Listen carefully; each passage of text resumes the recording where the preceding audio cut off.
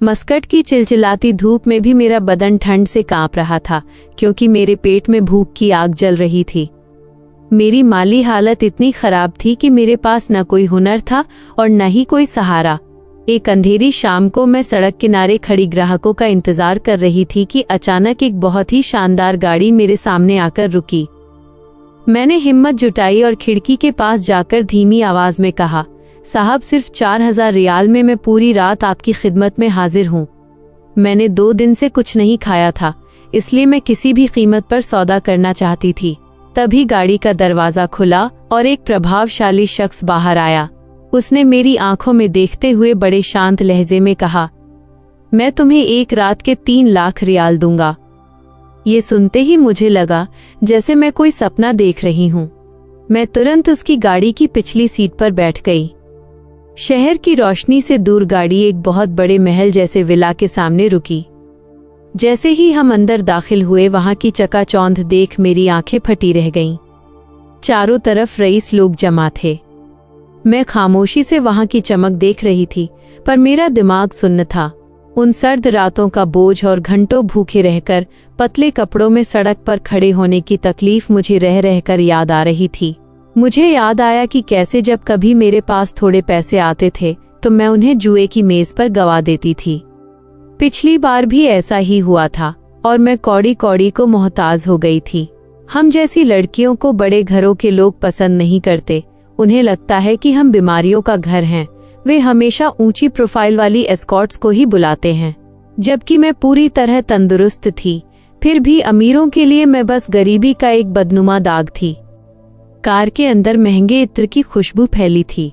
उस शख्स ने गाड़ी पोर्च में पार्क की और सख्त लहजे में हिदायत दी, उतरो और अंदर बहुत शालीनता से पेश आना। अगर तुमने बाजारू औरतों जैसी हरकत की तो 1 पैसा नहीं मिलेगा और सीधा जेल जाओगी। जैसा मैं कहूँ वैसा करना, अपनी मर्जी से एक शब्द भी मत बोलना। मैंने डरते हुए कहा, साहब, अगर यहाँ खतरा है तो मैं चली जाती हूँ। भूखे मरना बेहतर है। उसने ठंडी नजरों से मुझे देखा और कहा, ये सोचने का वक्त निकल चुका है, अब चुपचाप अंदर चलो। मैंने मिन्नत की, क्या मुझे थोड़ा खाना मिलेगा? 2 दिन से पेट खाली है। उसने झिड़कते हुए कहा, चुपचाप अंदर चलो, वरना यही जमीन में दफन कर दूंगा। वो मेरा हाथ पकड़कर ड्राइंग रूम में ले गया। वहां मौजूद शाही लिबास पहने लोगों को देखकर मुझे लगा कि शायद मुझे नाचने के लिए लाया गया है। मैं इसके लिए भी तैयार थी, क्योंकि भूख जान ले रही थी। पर अचानक उस शख्स ने ऊंची आवाज में कहा, देवियों और सज्जनों, आप सब जानना चाहते थे कि मेरी जिंदगी में कौन है, तो मिलिए मेरी होने वाली पत्नी इनाया से। हम 2.5 साल से एक दूसरे के प्यार में हैं। मैं हक्की बक्की उसे देख रही थी। तभी एक बुजुर्ग महिला उसके पास आई और फुसफुसाते हुए बोली, आरव, ये क्या पागलपन है? इस सड़क छाप लड़की को तुम अपनी मंगेतर कह रहे हो? आज तुम्हारे लिए कितना बड़ा रिश्ता आया था। आरव ने चिल्लाकर सबको सुनाते हुए कहा, माँ, मैं इनाया के बिना नहीं जी सकता। सच्चा प्यार एक ही बार होता है। मैं आज ही इसी वक्त शादी करूंगा। उसने नौकर को पंडित और गवाह बुलाने का हुक्म दिया। मैंने धीरे से उसका हाथ दबाकर कहा, जनाब, आप ये क्या कर रहे हैं? हमारे बीच जो लेन देन की बात हुई थी उसे याद रखिए। उसने मेरे कान में झुककर कुछ ऐसा कहा कि मैं पत्थर की हो गई। उसने अपनी माँ से खाना लाने को कहा और खुद अपने हाथों से मुझे निवाले खिलाए। भूख के मारे मैं सब भूलकर खाने लगी। कुछ ही देर में पंडित आए। मुझसे सिर्फ मेरे पिता का नाम पूछा गया। 2.5 साल पहले जब मैं हिंदुस्तान से यहाँ आई थी तो मेरे ख्वाब बड़े थे, पर किस्मत ने मुझे सड़क पर ला खड़ा किया था। पवित्र अग्नि के सामने हमारे 7 फेरे हुए और मैं इनाया से आरव की पत्नी बन गई। रस्मों के बाद वो मुझे एक आलीशान कमरे में ले गया और बोला, यहाँ आराम करो, मैं आधे घंटे में आता हूँ। वो कमरा किसी राजमहल से कम नहीं था। थोड़ी देर बाद नौकरानी आई और कहा कि साहब किसी काम से बाहर गए हैं और सुबह आएंगे। मैंने सुकून की नींद ली और सुबह उठकर नहा धोकर खुदा की इबादत की। जब आरव वापस आया तो उसने मुझे जमीन पर प्रार्थना करते देख नरमी से बात की। उसने अपना पूरा सच बताया। उसका नाम आरव सिंघानिया था। उसकी सौतेली माँ लालची थी और उसे बदनाम करना चाहती थी, इसलिए उसने ये नाटक रचा। उसने मुझसे वादा किया कि वो मुझे 4 लाख रियाल और एक अच्छी नौकरी देगा, बस 4 महीने मुझे उसकी पत्नी बनकर रहना होगा। लेकिन जब उसने 2.5 साल का जिक्र किया तो मेरे दिल में टीस उठी। मैंने उसका कॉलर पकड़ा और चिल्लाई, सच बताओ, क्या तुम वही समीर हो जिसने मुझे प्यार के जाल में फंसाकर भारत से यहाँ बुलाया था? वह घुटनों पर गिर पड़ा और रोने लगा। उसने कबूल किया कि वो समीर ही है। उसके पिता ने उसे डराकर मुझसे दूर कर दिया था और वो मजबूर था। उसने मेरा पता लगवाया और जब मेरी बदहाली देखी तो प्रायश्चित करने के लिए ये सब रचा। मेरा मन हुआ कि उसे ठुकरा दूं, पर मेरी टूटी हुई जिंदगी को एक सहारे की जरूरत थी। मैंने उसे माफ कर दिया। 6 महीने बाद वो मुझे मेरे घर पंजाब ले गया। मेरे पिता, जो मुझसे नाराज थे, मेरी खुशहाली देखकर पिघल गए और मुझे गले लगा लिया। आज मेरे पास सब है, पर मैं हर लड़की से यही कहूंगी कि ऑनलाइन रिश्तों और चमक धमक के चक्कर में अपने परिवार को मत छोड़ना। प्यार के नाम पर उठाया गया एक गलत कदम आपको ऐसी खाई में गिरा सकता है जहां से वापस आना लगभग नामुमकिन है। आरव के साथ बिताए वे शुरुआती महीने किसी अग्नि परीक्षा से कम नहीं थे। वो जितना मेरी देखभाल करता, मुझे उतना ही अपने अतीत से घृणा होने लगती। वो मेरे लिए दुनिया भर की खुशियां बटोर लाना चाहता था, लेकिन मेरी रूह अभी भी उन अंधेरी गलियों की यादों में कैद थी। एक दिन आरव ने मुझे अपने पुस्तकालय में बुलाया। वहां मेज पर कुछ कागजात रखे थे।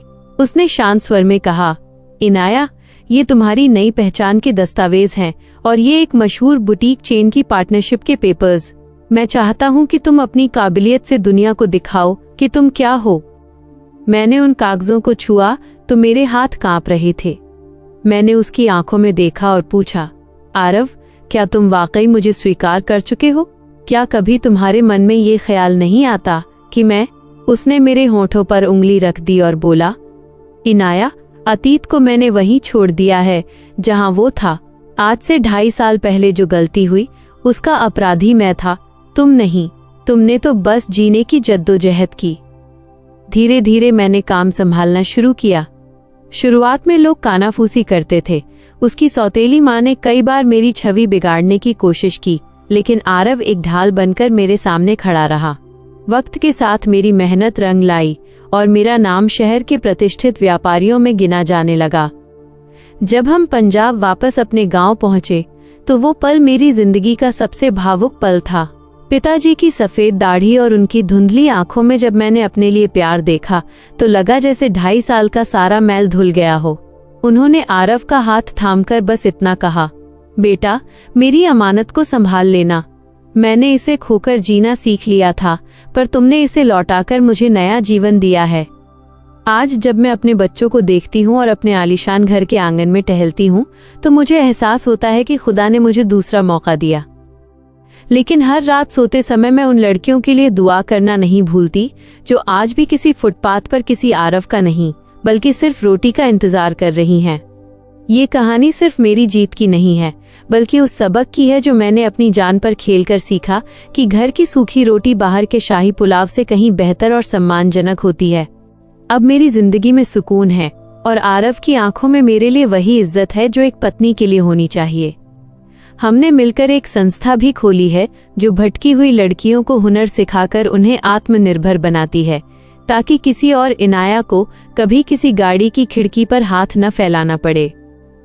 संस्था का काम शुरू हुए अभी कुछ ही महीने हुए थे कि एक शाम जब सूरज मस्कट की पहाड़ियों के पीछे छिप रहा था, मैं अपनी कार से घर लौट रही थी। अचानक मेरी नजर उसी पुराने फुटपाथ पर पड़ी जहां से आरव मुझे ले गया था। वहां एक कम उम्र की लड़की वैसी ही लाचारी में खड़ी थी जैसी मैं कभी हुआ करती थी। मैंने गाड़ी रुकवाई और उसके पास गई। उसे देखते ही मेरी रूह कांप गई। उसकी आंखों में वही डर, वही भूख और वही खोया हुआ सम्मान था। मैंने उसके कंधे पर हाथ रखा और कहा, चलो मेरे साथ, आज के बाद तुम्हें यहाँ कभी खड़ा नहीं होना पड़ेगा। वो सहम गई। शायद उसे लगा मैं कोई पुलिस वाली हूँ या कोई और मुसीबत। लेकिन जब उसने मेरी आंखों में ममता देखी तो वो फूट फूट कर रोने लगी। उसे अपनी संस्था में आश्रय देकर जब मैं घर लौटी तो आरव हॉल में मेरा इंतजार कर रहा था। उसने मुझे देखते ही मुस्कुराकर पूछा, आज फिर किसी का अतीत बचाने गई थी? मैंने सिर झुकाकर उसके गले लग गई। उस पल मुझे एहसास हुआ कि प्यार सिर्फ वो नहीं जो आरव ने मुझसे किया, बल्कि प्यार वो है जो हम दूसरों के टूटे हुए वजूद को जोड़ने के लिए करते हैं। हमारी शादी की 3री सालगिरह पर आरव ने एक भव्य समारोह रखा। शहर के सभी बड़े लोग वहां मौजूद थे। आरव ने मंच पर जाकर माइक संभाला और कहा, आज मैं जो कुछ भी हूँ अपनी पत्नी की वजह से हूँ। लोग कहते हैं कि सोना आग में तपकर कुंदन बनता है, लेकिन मैंने देखा है कि एक औरत अपने दुखों की आग में तपकर हीरा बन जाती है। इनाया मेरे घर की लक्ष्मी नहीं, मेरे जीवन की प्रेरणा है। पूरी महफिल तालियों से गूंज उठी, लेकिन मेरी नजरें दूर कोने में बैठी उस लड़की पर थीं जिसे मैं सड़क से लाई थी। वो अब साफ सुथरे कपड़ों में थी और उसकी आंखों में अब डर नहीं, बल्कि भविष्य के सपने थे। कहानी का अंत करते हुए मैं बस इतना कहना चाहती हूँ कि मेरी जिंदगी एक गंदा पन्ना जरूर थी, लेकिन आरव ने उस पर मोहब्बत की ऐसी स्याही बिखेरी कि आज वो एक मुकम्मल किताब बन गई है। अंधेरा कितना ही गहरा क्यों न हो, सुबह की एक किरण उसे चीरने की ताकत रखती है। बस खुद पर विश्वास मत खोना, क्योंकि खुदा के पास हर भटके हुए मुसाफिर के लिए एक रास्ता जरूर होता है। आज जब मैं रात के सन्नाटे में अपने घर की बालकनी से शहर की रोशनियों को देखती हूँ, तो अब मुझे डर नहीं लगता। अब मुझे पता है कि मैं कौन हूँ। मैं कोई वस्तु नहीं, मैं कोई सौदा नहीं, मैं एक इंसान हूँ, सम्मान और प्रेम की हकदार। मेरी कहानी उन तमाम लोगों के नाम है जो सोचते हैं कि एक बार रास्ता भटक जाने के बाद सब खत्म हो जाता है। याद रखिएगा, सूरज हर शाम डूबता है सिर्फ अगले दिन फिर से उगने के लिए।